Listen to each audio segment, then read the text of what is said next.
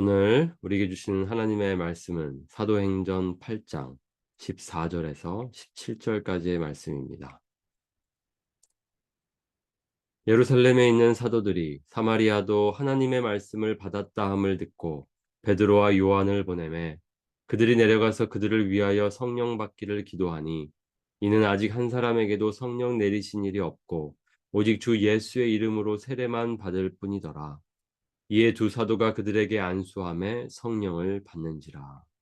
아멘. 오늘은 성령 강림 후 열째 주 화요일입니다. 우리가 빌립을 통해서 그가 복음을 전했을 때에 예, 사마리아에 아, 구원의 역사가 일어나는 것을 보았습니다. 사마리아인들이 그 복음을 듣고 예수님을 믿고 세례를 받았습니다. 그 후에 이제 예루살렘 교회는 그 소식을 듣고 사마리아에 베드로와 요한을 파송합니다. 예루살렘에 있는 사도들이 사마리아도 하나님의 말씀을 받았다함을 듣고 베드로와 요한을 보내매 왜 예루살렘 교회는 베드로와 요한을 사마리아에 파송했습니까? 베드로와 요한은 예루살렘 교회에 매우 중요한 인물입니다. 그들을 중심으로 교회가 세워졌고 그들이 이끄는 예루살렘 교회였습니다.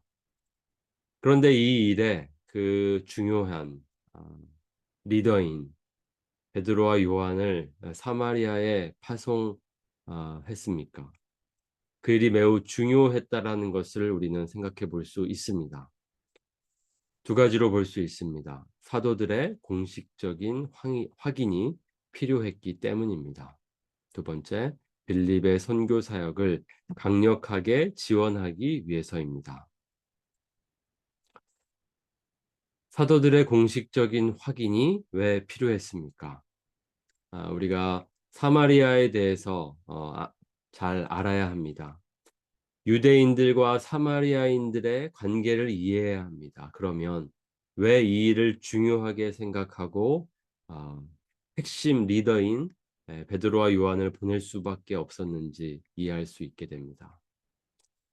바로 사도들에겐 여전히 사마리아는 이방 땅이었습니다. 유대인이 사마리아인과 상종하지 않는 것이 여전히 그들에게는 익숙했고 어, 그들을 아직은 그렇게 형제와 자매로 받아들일 준비가 되어 있지 않았습니다.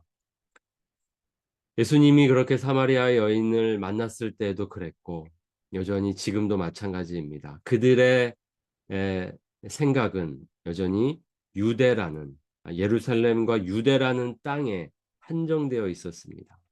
아직은 좁은 생각이었습니다. 이렇게 하나님이 분명히 온 세상을 위한 복음이라고 말씀하셨고 그 복음을 모든 민족에게 전하라고 하셨지만 그 말씀을 들은 것과 그 말씀을 마음으로 충분히 이해한 것에는 차이가 있습니다. 여전히 그들이 기존에 가졌던 생각에 매여 있었습니다. 그래서 정말 그것을 소식으로만 듣고서는 믿을 수가 없었습니다. 확인을 해야 했습니다. 예루살렘 교회가 그래서 그 일을 알아보기 위해서 정말 그 일이 사실인가 확인하기 위해서 베드로와 요한을 파송했습니다. 그리고 여기에 요한이 있다는 것은 또 어, 아주 의미가 있습니다. 왜냐하면 요한은 예수님을 이 사마리아의 사람들이 환영하지 않는 것을 보고 예수님께 이렇게 이야기합니다. 주여 우리가 불을 명하여 하늘로부터 내려 저들을 멸하라 하기를 원하시나이까. 이렇게 아주 흥분하면서 분노하면서 저 사마리아인들을 저주하도록 어떻게 보면 예수님께 물어보게 됩니다. 마땅히 저주받아야 할 자들로 여겼습니다. 그 마음 속에는 사마리아인에 대한 어떤 거부가 있었고, 아, 그들을 저주하고자 하는 마음이 있었습니다. 그랬던 요한이었기 때문에 어떻게 그런 땅에 복음이 전해져서 예수님을 믿을 수 있을까? 더 의심할 수밖에 없었습니다. 그러니까 더 확인하고 싶었습니다. 베드로와 요한이. 그래서 그 일을 확인하기 위해서, 그들의 눈으로 확인하기 위해서 아, 갔습니다. 그리고 그 일은 사실이었습니다. 분명히 예수님께서 말씀하셨습니다. 오직 성령이 너희에게 임하시면 너희가 권능을 받고 예루살렘과 온 유대와 사마리아와 땅끝까지 이르러 내 증인이 되리라. 예수님께서는 앞으로 일어날 일들을 이렇게 말씀하셨고, 지금 아, 그 일이 일어나고 있습니다. 예루살렘에서 시작되었고 온 유대로 퍼졌고, 이제 스데반의 순교로 시작된 교회를 향한 핍박으로 많은 사람들이 흩어지게 되었는데, 그 가운데 빌립을 통해서 이렇게 사마리아에 복음이 전해졌습니다. 그리고 그들이 구원을 받았습니다. 이것을 통해서 우리는 하나님께서는 우리보다 크신 분임을 알 수 있습니다. 우리의 생각으로 하나님의 뜻을 함부로 판단해서는 안 된다는 것을 기억해야 합니다. 더 크게 우리의 생각을 깨트리시고 넓게 일하시는 하나님이십니다. 우리가 지금 알고 있는 것을 전부라고 여겨서는 안 됩니다. 더 언제든지 우리의 생각보다 더 크게 하나님이 역사할 수 있음을 기억하면서 나아가야 합니다. 하나님께서는 그렇게 일하시는 분이십니다. 두 번째, 그들이 간 이유는 빌립의 선교 사역을 강력하게 지원하기 위해서입니다. 이것을 잘못 이해하게 되면 빌립이 한 것은 인정할 수 없는 것이다. 마치 예루살렘 교회가 빌립의 선교 사역을 부정하는 것처럼 보일 수 있습니다. 하지만 그것이 아니라 지원하기 위해서입니다. 더 지지해주고 부족한 것을 더 돕고 채워주기 위해서 그들이 갔던 것입니다. 그들이 가서 보니 성령 내리신 일이 없다는 것을 확인했습니다. 그러니까 예수의 이름으로 세례받고 그들이 믿었습니다. 그러나 아직 그들 가운데 성령님께서 임하지 않으셨다고 그들이 확인하고 그들은 성령 받기를 기도했습니다. 그들이 내려가서 그들을 위하여 성령 받기를 기도하니, 분명 그들이 이 복음을 듣고 예수님을 믿고 세례를 받았습니다. 그것에 어떤 문제가 있는 것은 아닙니다. 하지만 무언가 성령님께서 아직 임하시지 않은 것을 베드로와 요한이 확인하게 됩니다. 뭔가 시간 간격이 있습니다. 그들이 믿고 있었는데 아직 성령님께서는 임하지 않으셨습니다. 마치 이것은 베드로와 요한이 오기까지 성령님께서 기다리시는 것처럼 보입니다.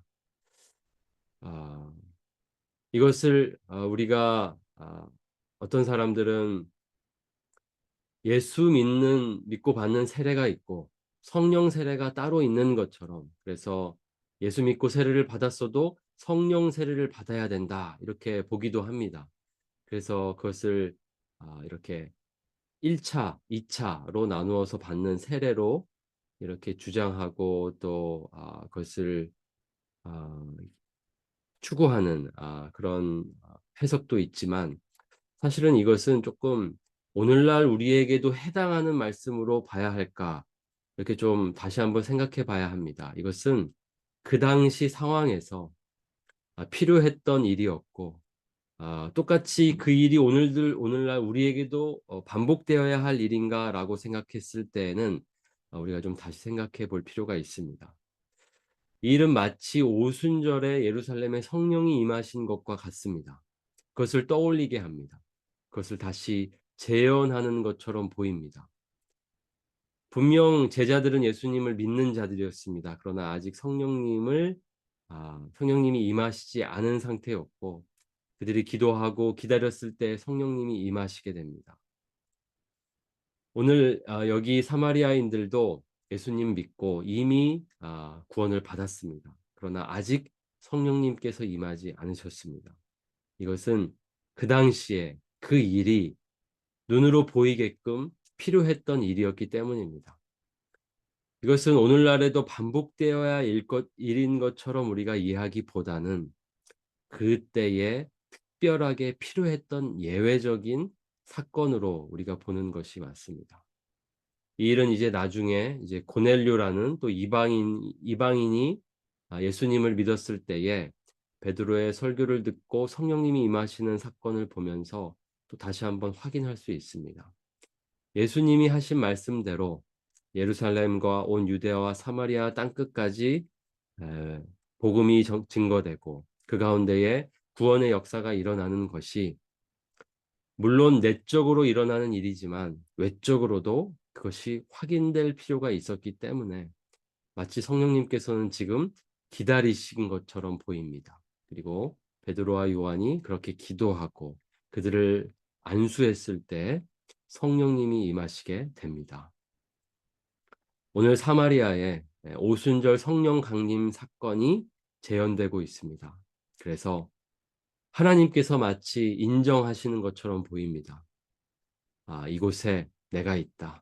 이곳에 성령님께서 역사하신다. 성령님께서 임하신다. 그렇게 하나님이 인정하시는 사건으로 오늘 그 일이 일어나고 있습니다. 오늘 말씀을 우리가 기억하면서 성령님께서 이렇게 놀랍게 일하시고 임하시는 것을 우리가 기억하면 좋겠습니다. 우리가 가진 생각을 전부로 여기지 말고 우리는 늘 우리의 마음을 열고 있어야 합니다. 우리의 눈을 하나님을 향하여 열고 있어야 합니다. 그래서 우리의 생각을 바꾸실 때에 순종해야 합니다. 그렇게 오늘 베드로와 요한은 그들의 생각보다 크신 하나님을 만나게 되고 놀랍게 역사하시는 하나님을 보게 되었습니다. 우리도 그렇게 늘 주님께서 일하시는 것에 우리의 마음을 열고 또 따라가며 살아가면 좋겠습니다. 그럴 때에 우리 크신 하나님 만날 수 있고 또 크신 하나님의 역사에 참여할 수 있습니다. 준비된 자들로서 그렇게 주님을 바라보면서 오늘도 주님과 함께 살아가기 원합니다.